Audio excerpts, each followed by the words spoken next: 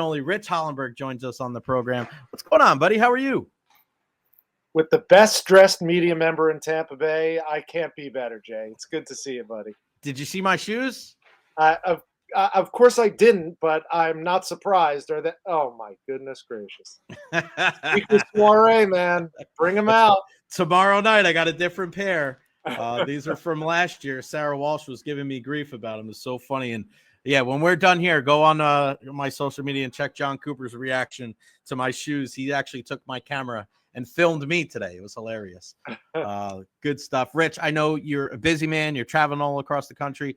We'll talk college hoops here in a bit, but initial reaction of the big news for the Rays yesterday, bringing in Ha-Seong Kim, 2-year deal, $29 million. We know we can pick it, but we also know he's not going to be available till May. Standard Rays move, isn't it? I mean, in every sense of the word, Jay. I mean, you're getting a really good guy at not a terrible value. I mean, obviously he's going to be one of the highest paid Rays on the roster, but the fact that he was hurt and had that shoulder injury and that shoulder surgery, and that's going to keep him out until hopefully not much longer than May, was certainly one of the reasons that the Rays were able to jump in and make this deal. And it shouldn't come as a surprise to anybody. The thing I love about him is, of course, he's going to be solid, if not spectacular, defensively.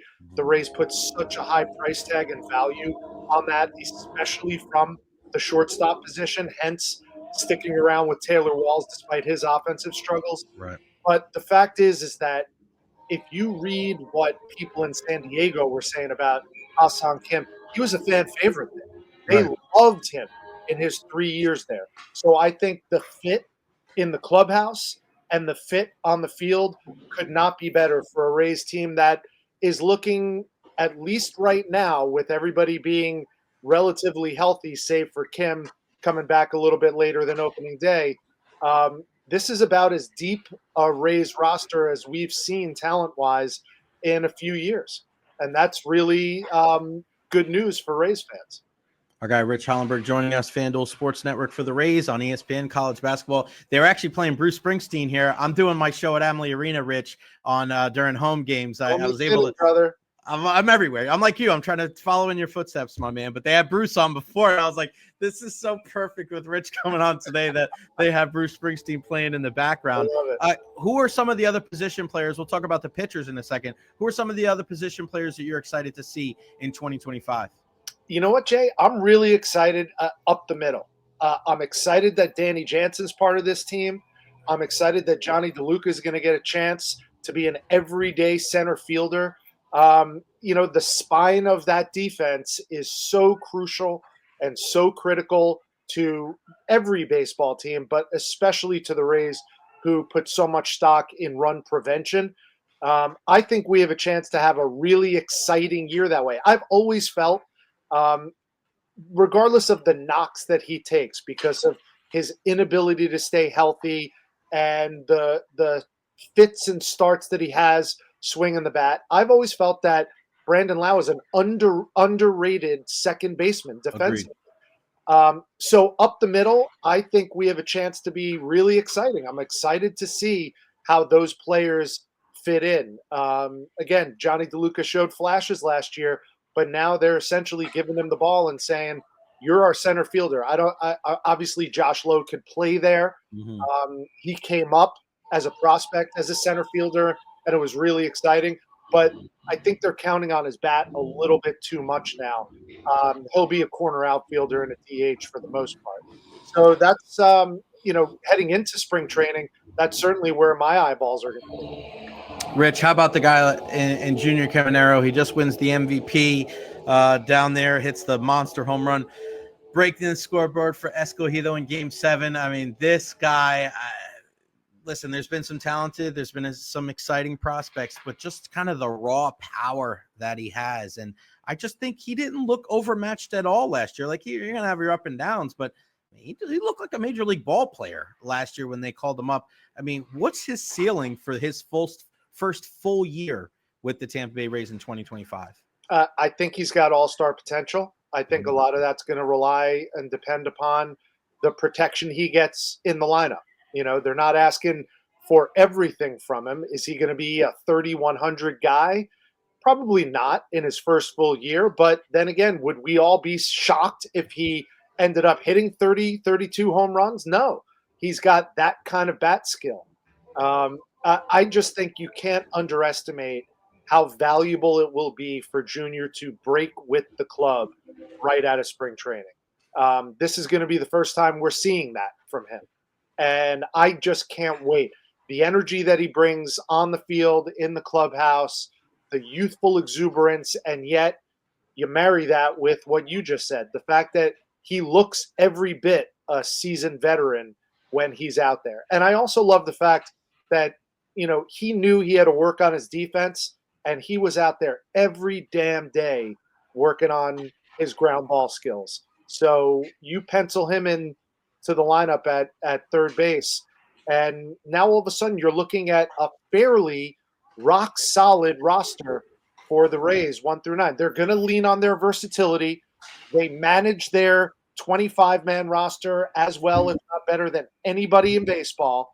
So there's going to be changes. There's going to be shifts in the lineup and in the roster. Kevin Cash rarely puts out the same 1 through 9 from one game to the next. So we're used to that.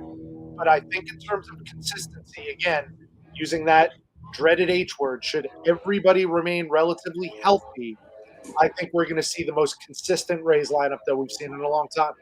Rich, what about the pitchers, man? Just give me a starter that you're excited to see. There's Shane so many of them. Yeah, I mean, Yeah, it's an Shane. embarrassment of riches. This could be a special year because of that. Look, I think the way that this is scripting out to be, this could be a season for the ages, a season that we will talk about 50 to 100 years from now. I mean, could you imagine if the Rays make the playoffs or, God forbid, win the AL East, or, God forbid, make a run to the World Series, given the circumstances, playing at Steinbrenner Field, dealing with the hurricanes, dealing with the stadium nonsense. This could be a storybook year for the Tampa Bay Rays, and it starts with that starting pitching. I think the bullpen's going to be great. I think, like I just said, the offense has a chance to be really successful and consistent. But, man, keep these guys healthy and manage them correctly, which Kevin Cash and Kyle Snyder and Eric Neander are going to do. This starting rotation has a chance to be lights out, possibly like Atlanta Braves early 90s good, when you're talking Smoltz and Maddox and Glavine, and the list goes on, because they even have enough depth with their starters to cover for somebody who goes down with an injury. You know it's going to happen. Right. You don't know how effective Shane's going to be. Is he going to be a 200-inning guy? All of those questions will play themselves out during the regular season. But all I know is on paper right now, given what we've seen in the past, this has a chance to be a special, if not historic, starting five for the Tampa Bay Rays, if not a starting six. Yeah. Rich, what about you guys? I mean, you and Doug and the entire crew, there's a consistency. The one thing I love about baseball, I say it's the heartbeat of America, where it's just there's a consistency. Whether the Rays win 10-0 or lose 10-0, you guys get up the next day and you travel and you get ready for the pregame show. We walk by, we say hello, you do all your hits, you get ready to go. But it's going to be different for you guys this year too, man. How exciting is that to kind of know that you're not going to be going to the same old office that you've been going to the last couple of years? Well, exciting is one way to put it. I think that's putting a really positive spin on it. And I guess technically, Jay, you are breaking news on the Jay Recher podcast, because I haven't said this publicly yet, but Doug and I are back, and it is official. I don't know if that has been made official yet, but I'm making it official right now. We're both under contract for another year, so we are thrilled beyond belief that we're going to be back, but it will be different. The broadcast will be different. The pre and post game shows will be different. The sidelines will be different. We're dealing with a lot of changing times and a lot of uncertainty on the TV side, on the streaming side, on the linear side of things. So Yeah, I mean, I have to be excited for it, A, because I'm back with people who I love working with. Doug and I, over the course of the better part of a decade, have been shoulder to shoulder with each other for Mhm. the overwhelming majority of Rays games during this incredible 5, 6 year run that they've been on. So it's really not work for me when I get to work with one of my closest friends and get to cover a team that you really deeply, genuinely care about and care for. But it will be a different year, that's for sure. I'm trying to follow what I preach to my children and the upcoming sportscasters who I mentor. Get comfortable being uncomfortable. That is going to be my mantra coming into this year. Rich, I wanted to elaborate on that a little bit because um, you were one of the first people that I reached out to as I started making my transition into doing more play-by-play for USF and baseball and softball. And you're always so gracious with your time, like you are today. But to be able to see what you're doing for this next kind of wave of young broadcaster, break in, breakthrough. I love it. I love it. And to be able to see these people connect, I see you reposting some of these pictures of these students that you have, and they connect all around the country. It really is. It's not this like many other businesses. It's not what you know, it's who you know, right? And you just never know who you're going to cross paths with. Just tell us where we're at when it comes to break in, breakthrough, how people can look into that if they have youngsters out there that are aspiring broadcasters, because you really are setting them up for success in a job that we all love doing. Well, I really appreciate you saying that, Jay. That goes straight to my heart. This is my legacy. No one's going to remember the college basketball games that I called or the pre and post game shows that I've hosted through the years in my career. But hopefully, if things keep trending in the direction they're trending in, and right now we're close to 200 alumni who've come through the Break In and Breakthrough program. Hopefully, this is what I'll be remembered for. I know when I was on the come up 30 years ago, coming out of college, I stood on the shoulders of some people who are now the giants of the industry of sportscasting. And I know I wouldn't be there without their support. But I also know I made a ton of mistakes on the way.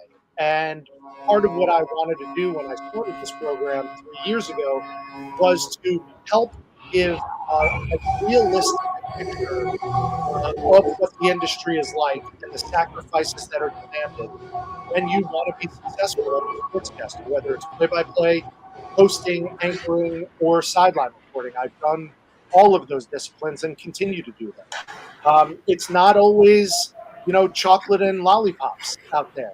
There's a ton of sacrifices that are required of you.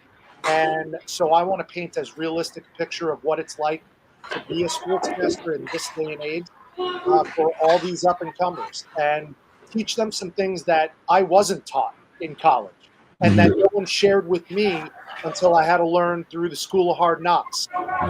My school is the way you don't have to go through some of those hard knocks, although there's certainly going to be bumps in the road.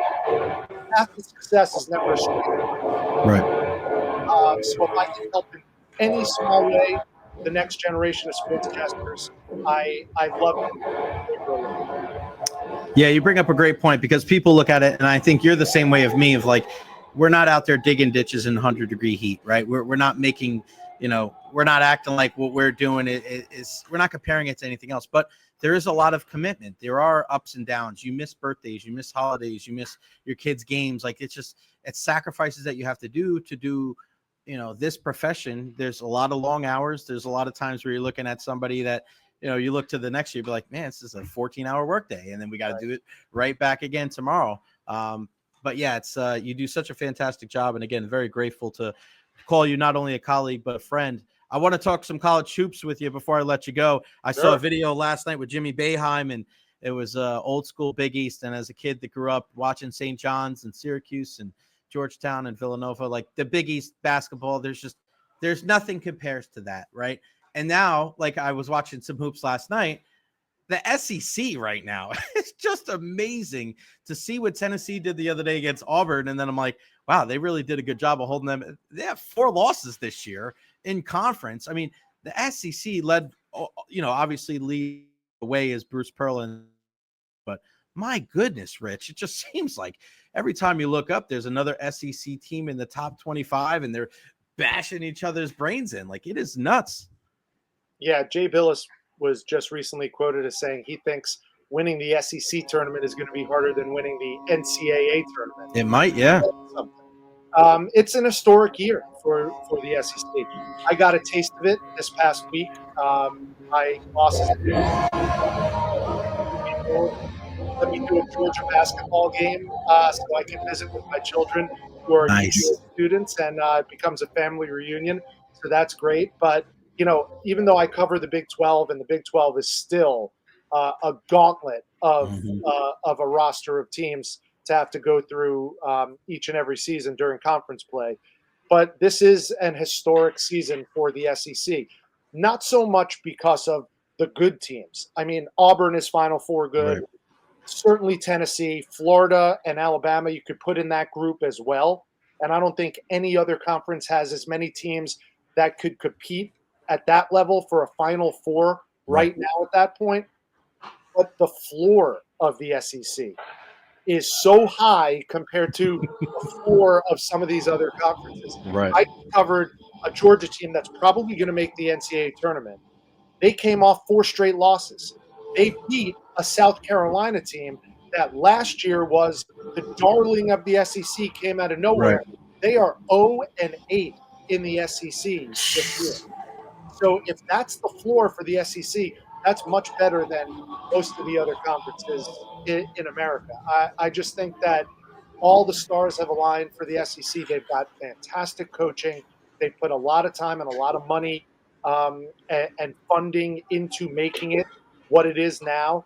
And I only say this half jokingly that the SEC, believe it or not, sports fans, is a basketball conference more than it is a football conference.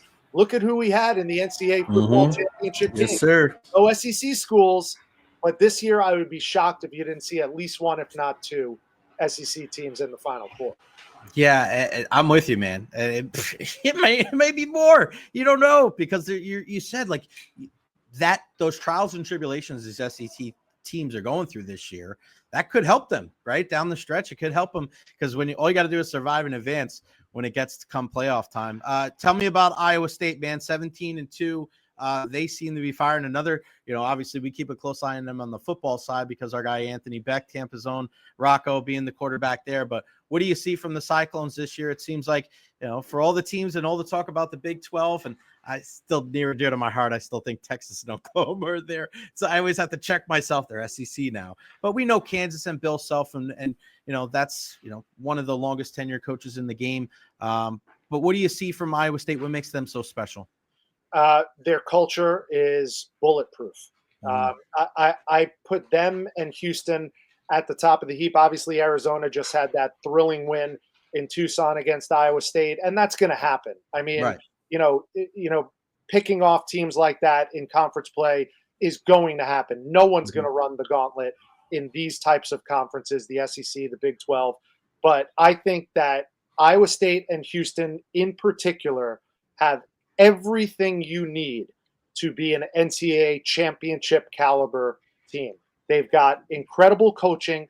They've got incredible culture. They have veteran guards, and they have capable bigs as well.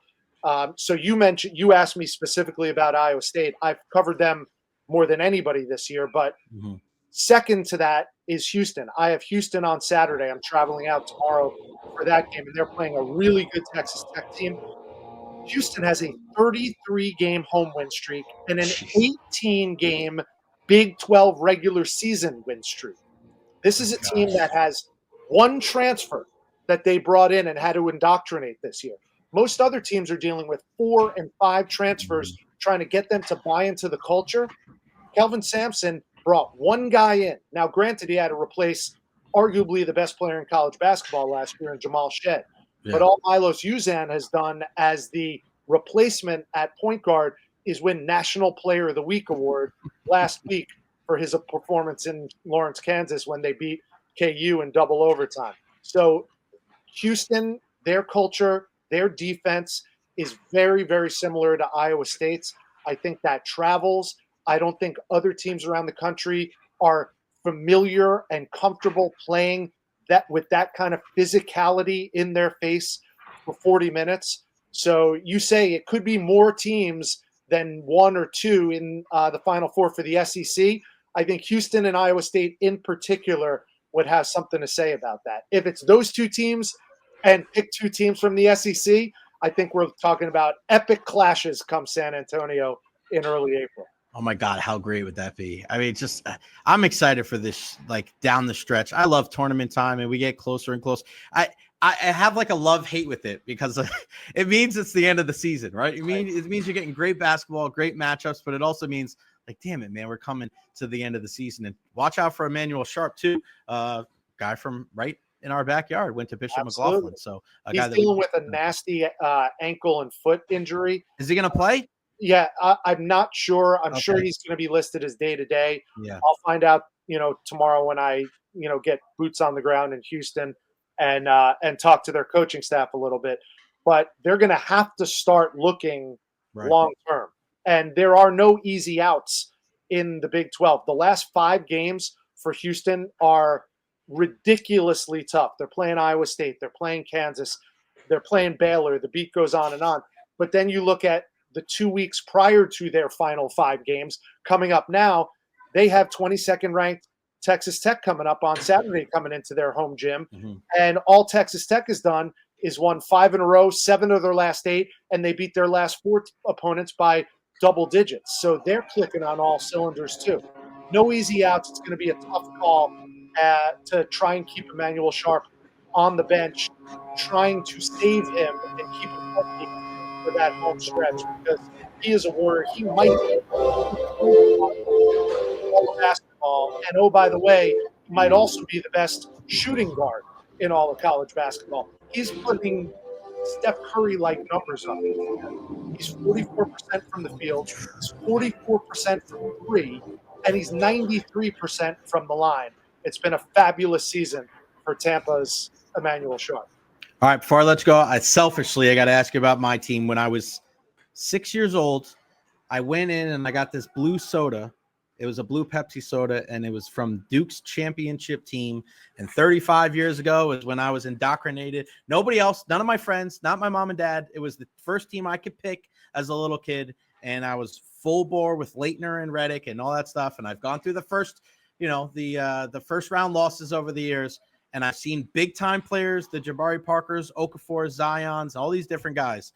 But this kid, Cooper Flagg, there is something about his game, Rich, where he doesn't freak out. I saw it early in the season where the game sped up for him at the end. But you've seen him over the last couple of weeks, and you go, I don't know how people can stop him one-on-one.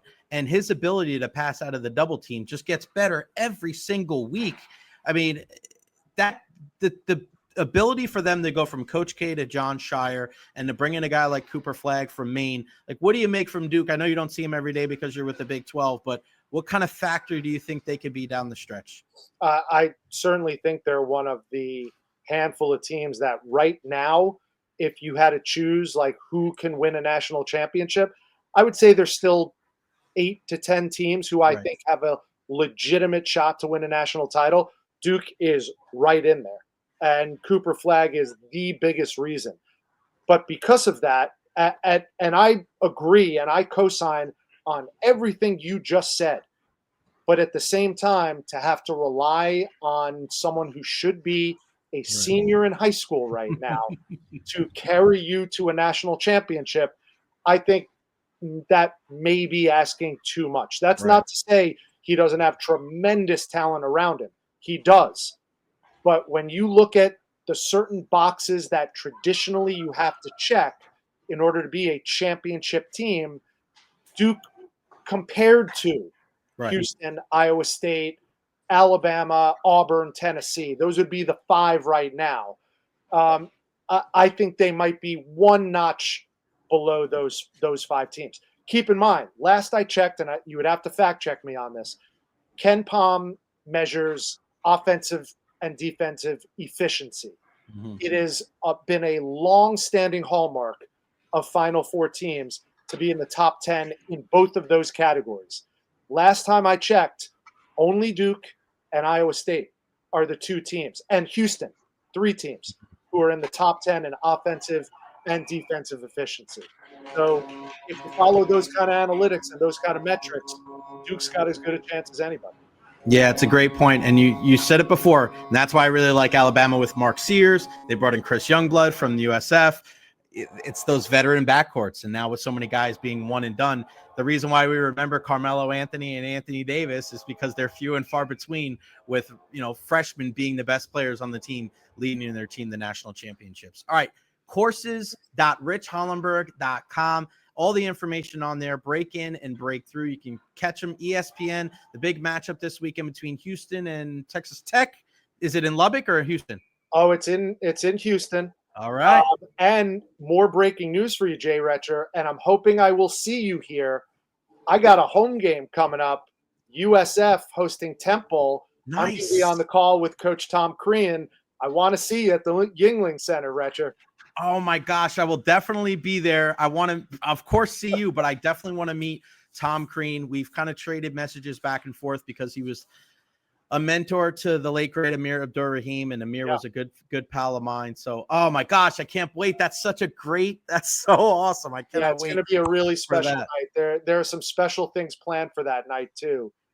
So for any of you watching and listening right now who are Bulls fans, you're going to want to get a ticket to that game.